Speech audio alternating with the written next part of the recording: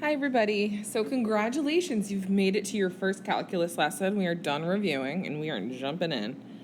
All right, so for the do now, I want you to write the equation of the line that passes through the points 7, -4, and 2, 18. Pause the video and do that. All right, so for our slope, we get 18 plus 4 and 2 minus 7. So that's 22 over -5. I'm going to use the 18 and the 2, so y minus 18 equals -22 over 5, x minus 2. And you can leave it like that. I wouldn't rewrite that.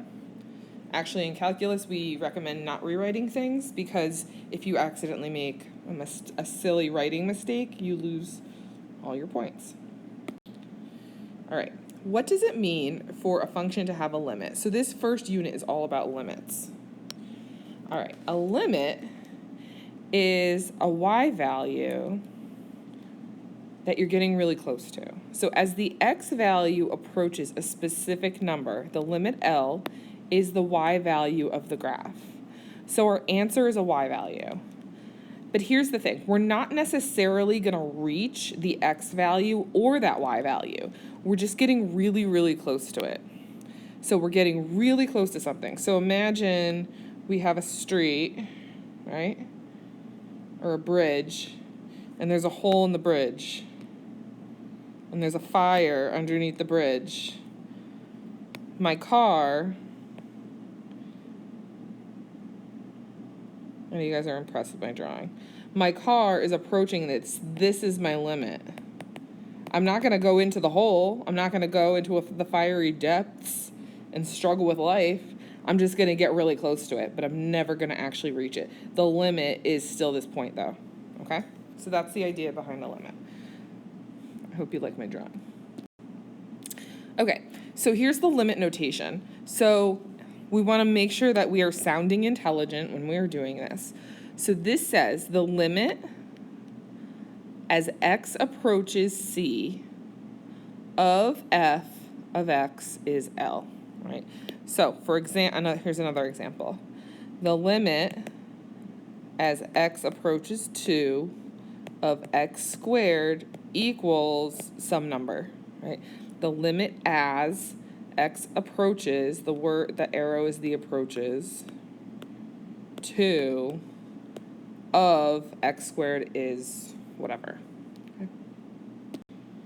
All right, so let's look at it. So grab your graphing calculator and let's look at what's happening to this. So we know what this looks like, right? This is just a line. So here's my line. So I want to know what's happening when this graph is getting really close to the value 2. All right, so what's happening as we're going really close from opposite sides towards that 2? So I'm just going to plug some numbers in. If I plug in 1, we get 7. I need my calculator. Plug in 1.9. So what I did was I went into the table and I put in ask. So I just typed in my values. So if you plug in 1.9, I got 8.8. 1.99, I got 8.98. 1.999, 8.998. And then we're not going to plug in 2, because remember, we're not going to reach 2. We're just getting really close to it. 2.001 is 9.002. This one's 9.02 and 9. So as we're getting really, 2.1, that's wrong. 9.2. Okay, so as we were approaching from the two sides, what number are we getting really close to? We're getting really close to 9, and that is the limit. So think about what could we have done to avoid all of that work. If I just plug 2 in, right? 2 times 2 is 4 plus 5 is 9. So that's the easy way. When we have a limit, we could just plug in, but that's not always the case. This is a line. It's a super easy problem. It's obvious that this graph has the y value 9 at 2. So of course, as you're going closer to it, I always draw people walking. As we're walking towards it, that's that y value we're going to get to. Now this one is a little harder. So if we tried to just plug in 0, right? If I tried to plug in 0, I get e to the 0 minus 1 over 0. 1 minus 1 over 0, that's 0 over 0. When you get 0 over 0, that means, it doesn't mean the answer is 0. That's called an indeterminate form. That means we don't know what's happening. Something weird is happening. So I want you to grab your graphing calculator and draw a graph of this, because my guess is you do not know what this looks like. I can barely remember what this thing looks like. Surprisingly, it ends up just looking like a regular, like exponential. But we want to know, but at 0, we don't have a y value. We don't know what's happening here. The domain doesn't exist, so there's like there should be a hole there, right? So we have a hole right in there. So let's see what's happening. So if I plug in -1, again, I'm just using my calculator, 0.952, I got 0.995, 0.99, I got a bunch of 0.9s and then a 5 at the end. 1.0005, 1.005, 1.0517. Sorry, that's a little messy. So what's happening as we're getting really close to 0? It's approximately 1. So our limit is 1. Because from both, so on this side, we're really close to 1 here. We're just past 1 here, so our limit is 0. So you can't necessarily tell that by looking at the equation, though.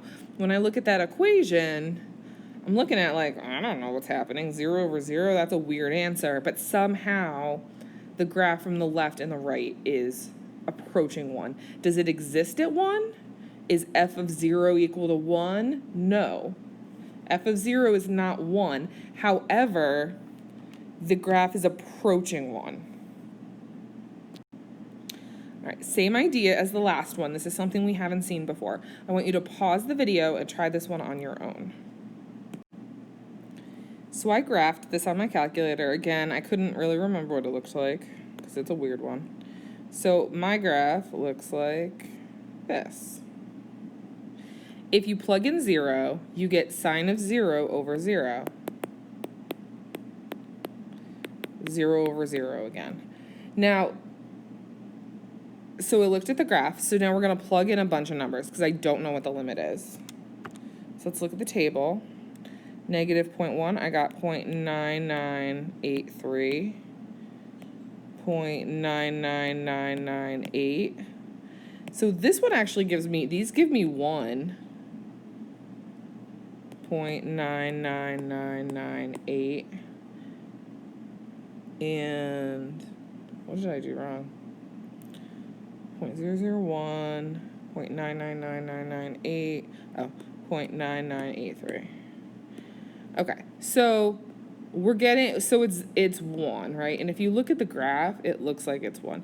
Now, don't think that the last two problems equal 1, so anytime you get 0 over 0, you get 1. That's not the case. That's just these two examples happen to equal 1. So what's happening here is the calculator is estimating so much, it's so many 0.9s, that it's rounding up to 1. It doesn't, if you try to plug in 0 into it, you do get an error. It is not in the domain. Okay, pause the video, see if you can figure this one out. So, the limit of f of x as x approaches 2, 3x plus 1 or 10. So, if we think about what the graph of this looks like, I really just go back to the graph, especially in the beginning. All right, so I have 3x plus 1, so my y-intercept is 1, and I'm going up 3 over 1, up 3 over 1, but actually I have a hole, right? Because at 2, you're not allowed to plug 2 in here. So what is this point right here? The point that's not allowed to be plugged in is 7. And then at 2, what's the actual y value? it's 10. So there's a closed dot up here. So this was on your quiz. I asked you what was f of, so if I asked what was f of 2 is 10. Is 10 the limit? We're not just looking for what the point is that the function is equaling. What is the point, the y value that the graph is getting really close to? So if I'm a little person, right, walking up a hill, what is that y value I'm getting close to? Am I getting close to 10? I'm not. I'm actually getting close to 7. So again, the hole, just like the fiery pit that I drew earlier, is the limit. It's not the function value. It's as we're getting close to 2, what is the y value? We're getting really close to 7. I'm never actually reaching 7 because it's not in, that point has a hole in it. So it's not in the function, but it's still the limit. All right, so here's some important facts about limits. The limit as a function as you approach an x value does not depend on the function value. So the function value, the closed point, doesn't matter. It's what is the graph getting close to. The limit of a function at a point is unique. There can only be one limit. If a function does not have a limit at a point, we say the limit does not exist. So we do a lot of D&E, right? Does not exist is a common answer. All right, so that was your first lesson. I am going to have you do the next lesson, assignment number 5 as well. So write down your homework, take a break, and then move on to the next lesson.